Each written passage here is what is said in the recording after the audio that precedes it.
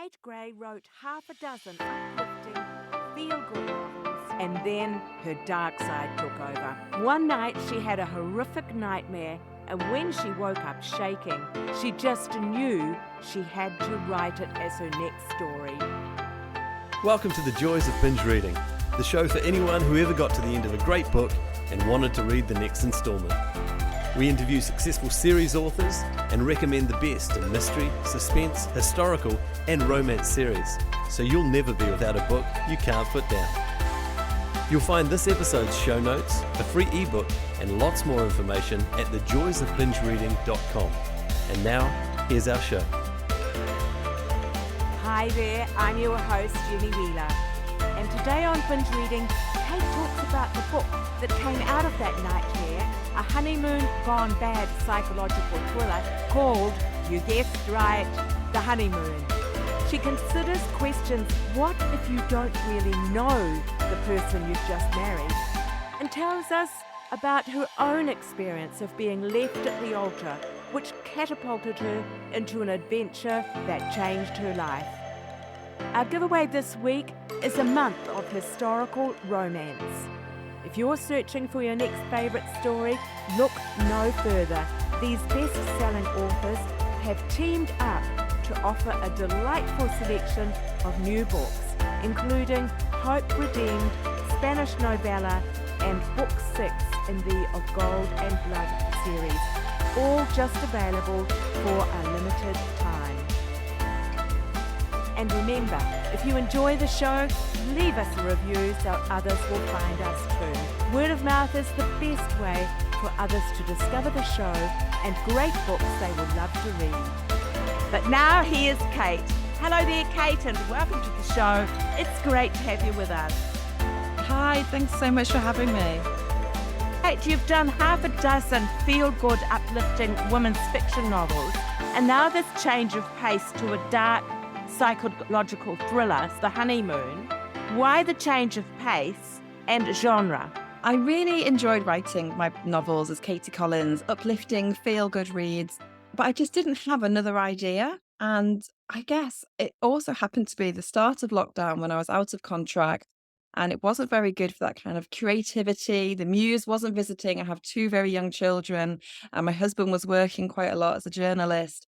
So no ideas were coming forward. And one night I went to bed and I had this really horrific nightmare. And I just knew I had to write it. And the nightmare was so scary that this then led me into writing more psychological thrillers. And actually, I quite like embracing my darker side. Interesting. So this is the first psychological thriller that you've actually published, is it? But have you got others on the boil now? Yeah, so I signed a 2-book deal. So The Honeymoon came out this summer, and the second one will be out next summer, which is really exciting. So I'm currently editing that second one, which is a completely different. They're both standalone novels, which is good in a way for my creativity, but difficult because I have a whole new cast of characters and problems to put them in. That's right. When we get to the feel-good fiction a bit further on, some of it, there was a 4-part series with a similar character and similar setting. So you did do a series there. But getting back to that nightmare, how much of the story was formed in the dream? Was it just the nub of an idea, or did you have the whole thing largely roll out before you? I wish I'd had the whole thing. That would have been amazing. But no, it was the feeling that I had. I looked down at my hands. It's so vivid now. I can remember it so clearly. And this was like 2 years ago.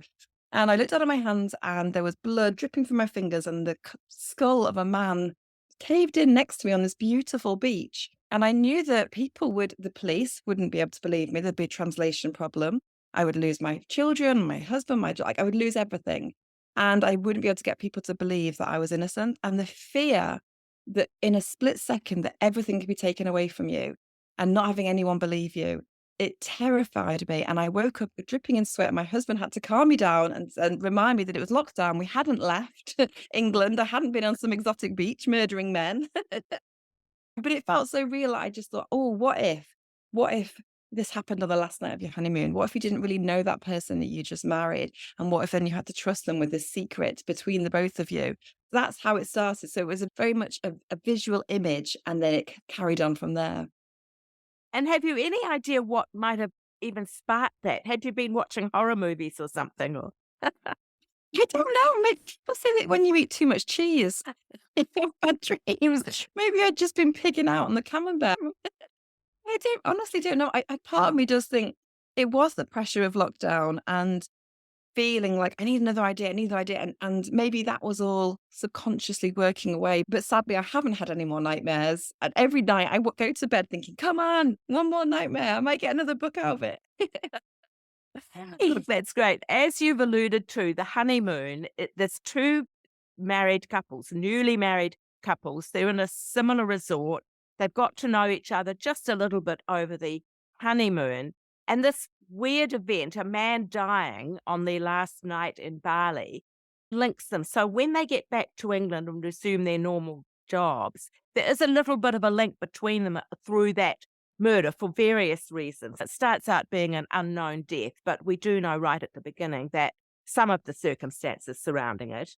And it very much moves around this area of how well do you know somebody that you're intimate with, and what kinds of secrets can people hold from even those dearest to them? Is this something that's always been an interest of yours? I think I really enjoy reading psychological thrillers that ask those kind of questions of who do you know that are closest to you, how much you can trust them. And yeah, so I think marriage in particular is something that I'm interested in, and that close relationship. I like those domestic setting, it could happen to me type feel. And like you were saying about the honeymoon, all those things, there's not spoilers, all those things happen pretty early on in the novel. And they have to come back and start this life with this, the most biggest secret ever.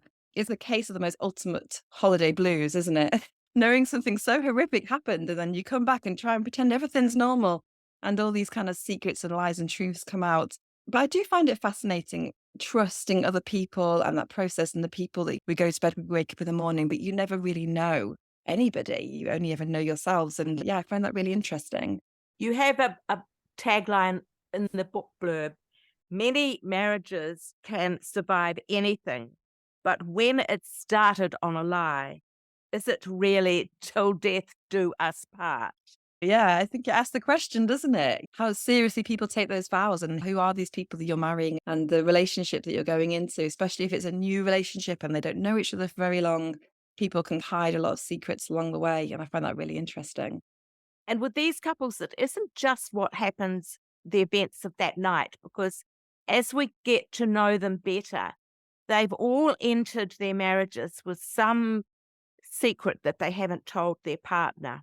That's true, Yeah. isn't it? Do you think a Yeah. lot of us do that? We maybe portray the best versions of ourselves. We especially do if we're dating somebody. You don't want to open your cupboard full of skeletons on the first date, might put them off. And maybe some of those secrets you do carry with you. And there is never the right time to reveal a certain part of you. Maybe it's a part that you're embarrassed about or ashamed. And yeah, I think version we portray, like on social media, it's not always the truth. And just because you're married to somebody, or you're best friends with somebody, or you work with somebody, it's not the truth always. And yeah, as an author, as a writer, I do find those relationships, the kind of domestic relationships, really interesting, fascinating to look into. I was particularly intrigued by the character Sophie, who's a journalist who had got to a high level in Fleet Street and then had a failure, and is back in the local media trying to climb her way back up and desperate to find the story that's going to take her back to the top.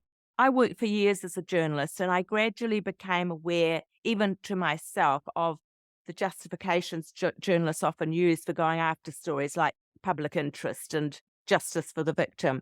But Sophie is so clear that there's a very strong element of personal motivation for ambition and just to get ahead there, isn't it? How far will she go to get the story? That also is a Mhm. question that is of interest to you. Yeah, I'm married to a journalist, and I trained to be a journalist myself. And there is that line, isn't it? That these stories do need to be told. We need to hold people accountable. In England, we've had quite recently some very high profile figures that have need to be held accountable for recently. But I do think there is also that line of how much is too much, and the levels, like you said, the depths people will go to find the story and to really get into somebody's lives. And also this kind of also links back to what we put of ourselves online, how easy it is for a complete stranger to do a bit of digging and to then suddenly fall down a rabbit hole of your life and discover things that people put up unwittingly, thinking it's for the good. But people are out there, journalists in particular, that's how they do find the kind of the meat of the story. So yes, so be careful. The rules have changed too over the last 20 or so years. And things where before journalists would all keep secrets, like with the royal family, secrets about the misdoings of the male members of the family, or now it's almost gone to the other extreme, that things that, and I think that's fair enough to show up that hypocrisy, but now it's gone almost to the other extreme, hasn't it? I think it is a really interesting debate. I do think journalists have a really important role in society. Like I said, holding people for account, take off the cover really and be like, this is going on, this is not okay. Um, so yeah, the media landscape has changed dramatically with social media, with other people, kind of members of the public, becoming journalists and taking on that role, becoming detectives with true crime cases. They get on TikTok and they're suddenly saying things that journalists wouldn't be able to say because they have the legal background and they have lawyers jumping on them, that you can't name suspects, you can't name things. But Joe Bloggs, a member of the public, is able to. And I think as a journalist, if you know a lot of the story and the background to a case, that must be so frustrating, seeing it all being played out on Twitter, X, whatever it's called now, and knowing yourself that you have to follow a code of conduct. Yeah, I do find it really interesting. Mm. But the honeymoon is very intricately plotted. And I wondered, this is the age old question, but how intensely did you understand where it was going as you were writing it? Did you have a spreadsheet with everything plotted ahead, or did you allow a certain amount of fluidity about the things that unfolded? So I didn't have any spreadsheet. I didn't have any plot really. I just, like I said, I had that first image and the setting. And so I've been to Bali myself. It's beautiful. And I think it's like idyllic for honeymooners. But there was also, as in most countries, an underbelly of kind of crime and corruption that can go on there. The fact that there's a death penalty still exists. And so I thought that was a perfect place, raise those stakes. I knew I wanted two couples, and on the outside, people's marriages look perfect, but actually going in, what they're hiding. And I also like the element that these two women, Erin and Sophia, they just picked up a conversation because they chose sunbeds next to each other. Really innocent, just a matter of fact, innocent decision, this single choice that then would go on to change the course of their lives. And I love those sort of sliding doors moments of what, she'd have chosen a different bed or gone to a different resort than their lives they never would have met.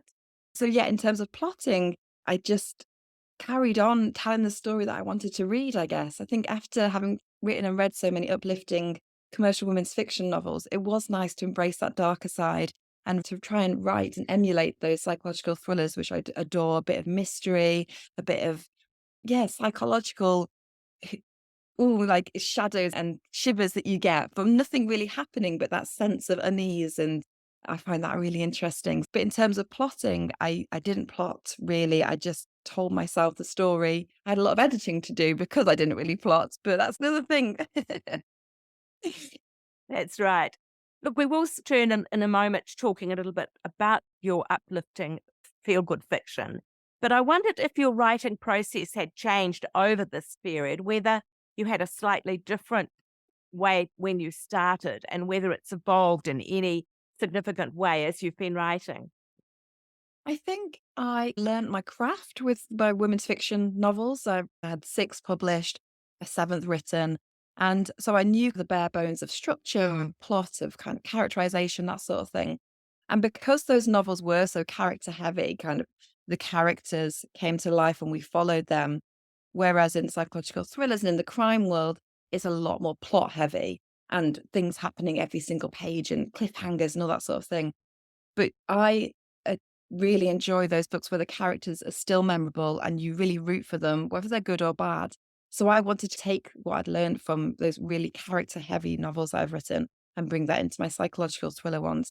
And I've been really, really lucky with the reviews I've had where my readers of my Katie Collins books have said, I wasn't sure if I was going to enjoy a thriller. Maybe it's not my normal go-to genre, but actually because they like my writing and they like how I've managed to create these characters that feel realistic, which is something I was really focused on.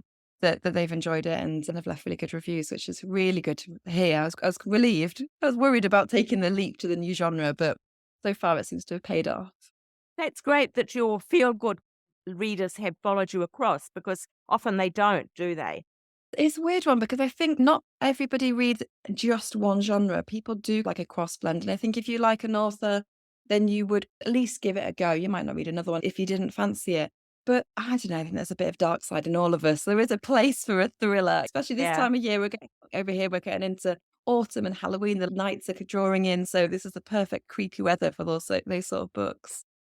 Look, you're now writing from the UK Midlands as the mum of two young children, as you've mentioned. But when you started out, it was very much a different lifestyle you were living. And you had a series called The Lonely Hearts Travel Club, where there was a footloose and fancy free single girl who was traveling the world. Tell us about Katie Collins with only one L, actually, which is slightly unusual for those people who might be looking for you. Tell us about Katie Collins and those books.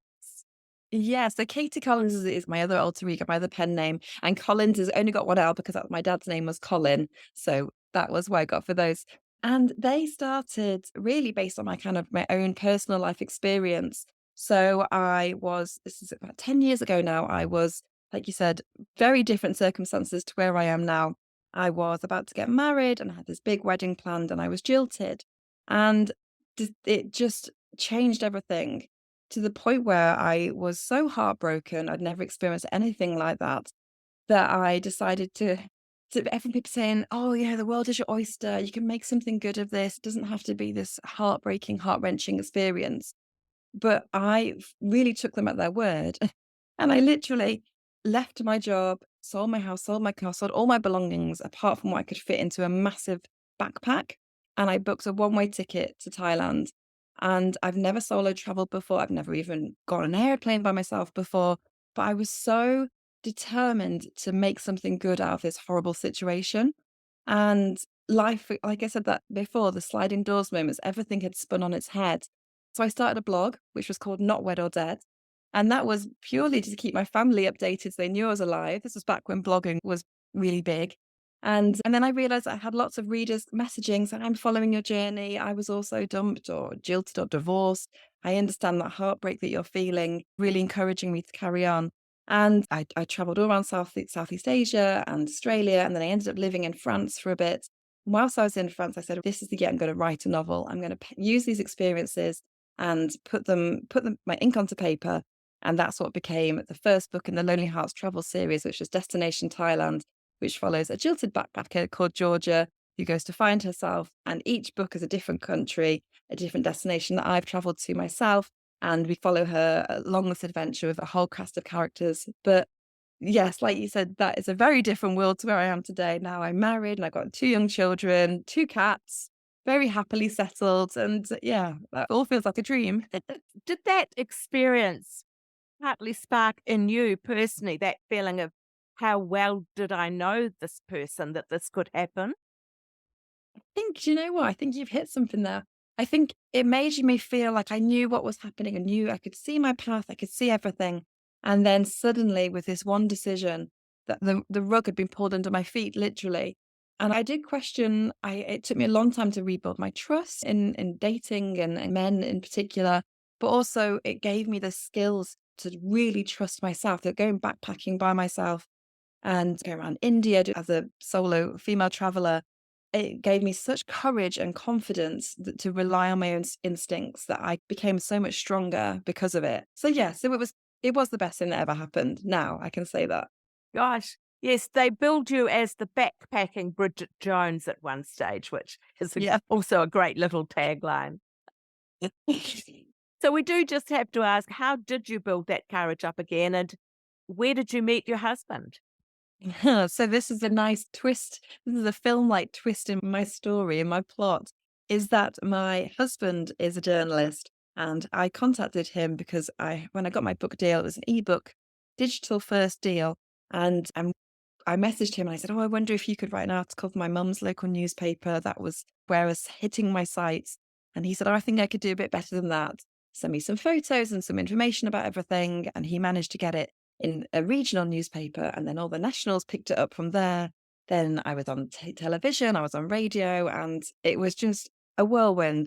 And we carried on talking throughout all of this. It went viral, and he was the only one who I wanted to speak to. And I think we instantly had this crazy connection. So, yes, I married the man who broke my story with the world. And now we have two wonderful children. And again, that all wouldn't have happened. That sliding doors, all those little tiny decisions, all those moments in life. And yes, it was a bit crazy.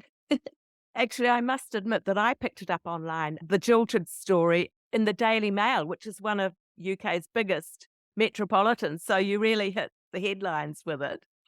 Yeah, yeah. Turning away from the specific books to your wider career, was there a light bulb moment when you decided you wanted to write fiction? You did mention that you were in France. Had you had a long-term ambition to be a novelist?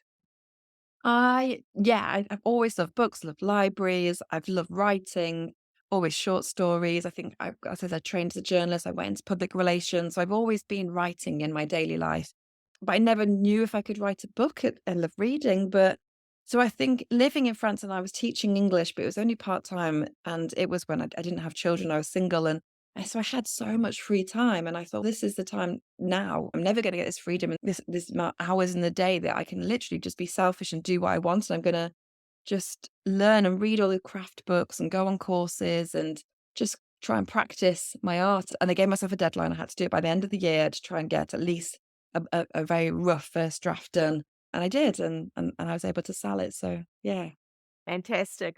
If there was one thing that you would see as, quotes, the secret of your success in the publishing industry, what would it be? Think to be resilient, I think you need a real thick skin in this industry. You need to be able to come up with ideas, but you also need to go through the day of writing and the words aren't coming and you get writer's block, and perseverance is so important. But it is a fantastic job. I do feel so lucky. I love connecting with readers. I love doing events. I love seeing the book when it's all finished, from that idea in my head, especially from that nightmare for the honeymoon. It just still feels so magical. We probably should mention that after the backpacker books, you did then continue to write several other standalone women's fiction stories.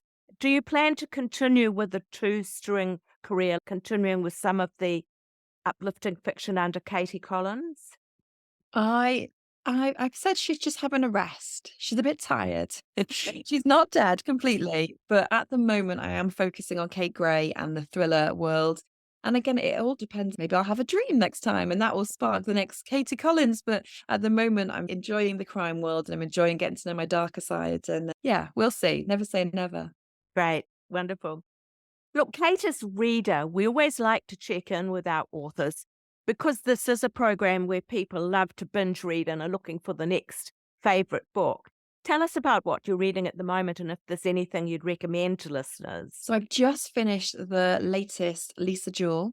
None of this is true, and she's just the queen of the genres. So yeah, it was amazing to read, but also quite depressing then to go back to my laptop and see this empty blank page and think, oh my gosh, I'm never going to be as good as her. But I do read quite critically, so I then go back and see, well, how did she hide that red herring, and how did she plot those clues and that sort of thing. I find it hard to really read for pleasure now because it's part of the job.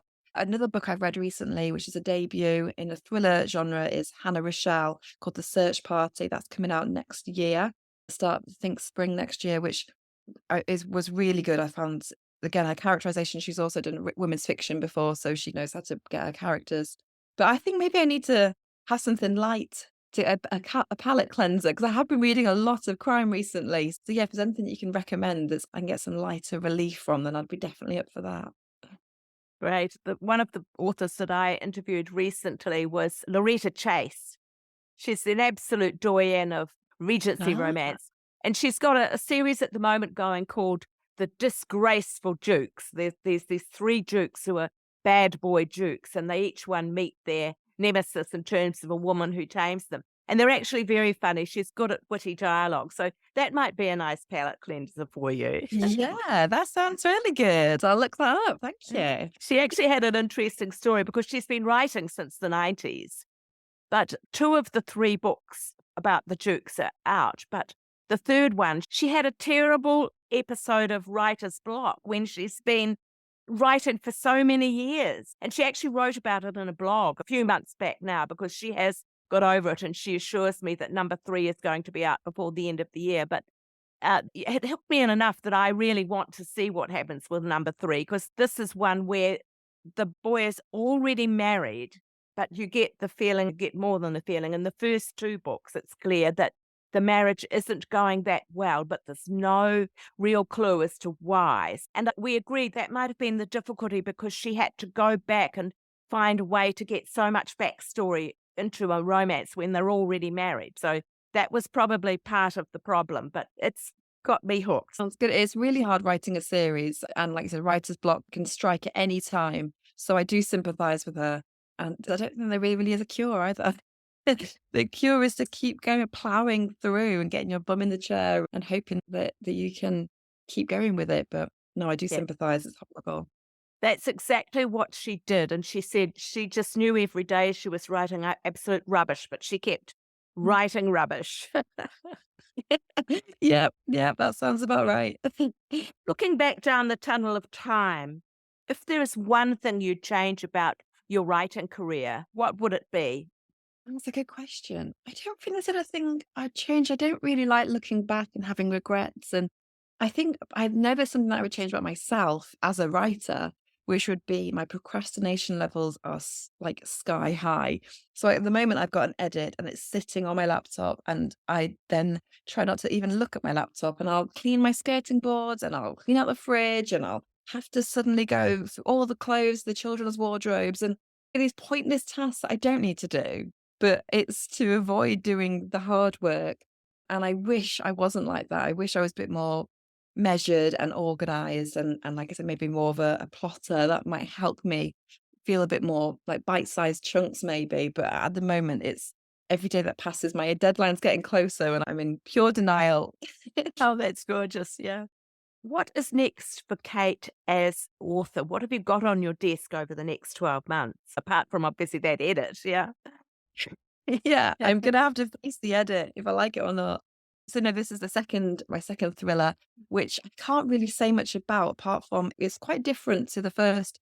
So it's more of a locked room kind of mystery. It all happens in this really cool location over the course of just one night with a really small cast of characters. But the headache has been, which is why I'm really not wanting to do this edit, is because as soon as these characters start to die, be killed, the cast of characters gets smaller, so then it's harder to hide who's doing it. So it has been like this game in my head of seeing the rooms and moving them around, and what can they hear, what can they see, and so it's been quite meaty and chunky, and I halfway wish I had just maybe written a sequel to The Honeymoon, because I could imagine it would be a lot more smoother than this. But another part of me knows that actually it's really good to challenge yourself as an author, keep it fresh, and hope to please the readers that they get something a little bit different. I'm not going to keep writing the same sort of books exactly to the kind of letter. But no, I just hope that people will enjoy it if they've enjoyed The Honeymoon as well. Yeah, great. Look, do you enjoy interacting with your readers, and where can they find you online? I love meeting readers. I love hearing from readers. I love being tagged in photos on all my socials. So I'm on Kate Gray Author on most of my sites, and Kate Gray Author website as well, which is going to go for a big refresh. I'm going to try and give it a bit of love. It's been a bit neglected recently. That's the problem when you've got books to write. Everything else, apart from my children's wardrobe that I've suddenly cleared out, everything else gets neglected. That's lovely. So you on Facebook, Instagram? Do you do any TikTok?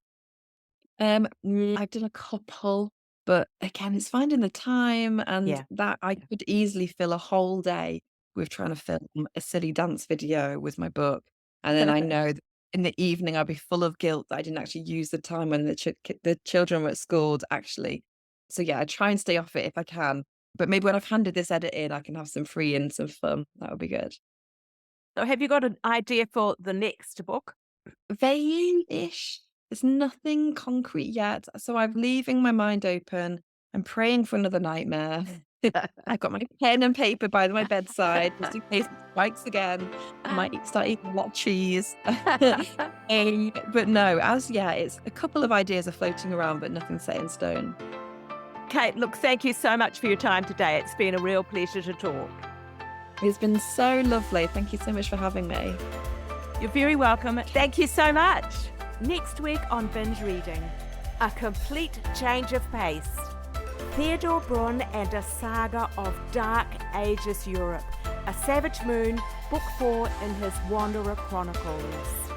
It's Byzantium, 718 AD, and an epic spellbinding Viking fantasy of blood and battle, weaving together history, fantasy, and ancient myth, perfect for fans of the Northman and Game of Thrones. That's next week on Binge Reading. And just a reminder before I go, if you enjoy the show, leave us a review so others will find us too. That's it for today. See you next time. Until then, happy reading.